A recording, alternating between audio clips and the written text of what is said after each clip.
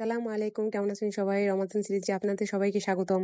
১ cup কুসুম গরম দুধের ভিতরে ১ টেবিল চামচ ইস্ট, হাফ কাপ চিনি, ১ চা চামচ ভ্যানিলা এসেন্স আর একটা ডিম দিয়ে খুব ভালোভাবে নেড়েচেড়ে পাশে ঢেকে ১০ মিনিটের জন্য রেখে দিন। ১০ মিনিট ঢেকে রাখার ফলে ইস্টটা অ্যাক্টিভ হয়ে যাবে। দেখুন অ্যাক্টিভ হয়ে কিভাবে ১০ মিনিট পর ইস্টটা ফুলে উঠেছে। এখন ২.৫ কাপ ময়দার ভিতর সামান্য একটু লবণ দিয়ে তারপরে ইস্টের পুরো মিশ্রণটা ঢেলে নেড়েচেড়ে মিশিয়ে নিন।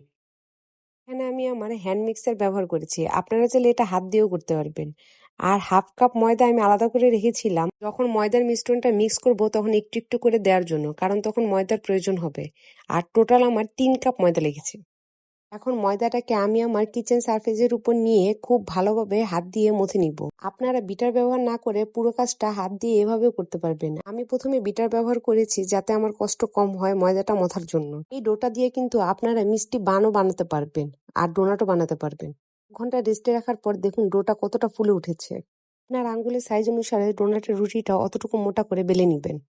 আর আপনাদের যদি ডোনাট কাটার না থাকে তাহলে আমার মতো এইরকম ডোনাট কাটার বানিয়ে নিবেন সিস্টেম করে।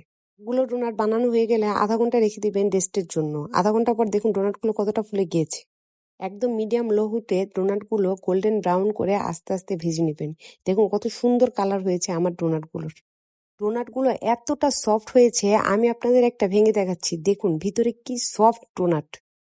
আপনারা চাইলে ডোনাটগুলো এভাবেও খেতে পারেন বা চিনিতে কোট করেও খেতে পারেন। আমার বাচ্চারা চকলেটে কোট করে খেতে বেশি পছন্দ করে। এখানে আমি চকলেট মেল্ট করে নিয়েছি।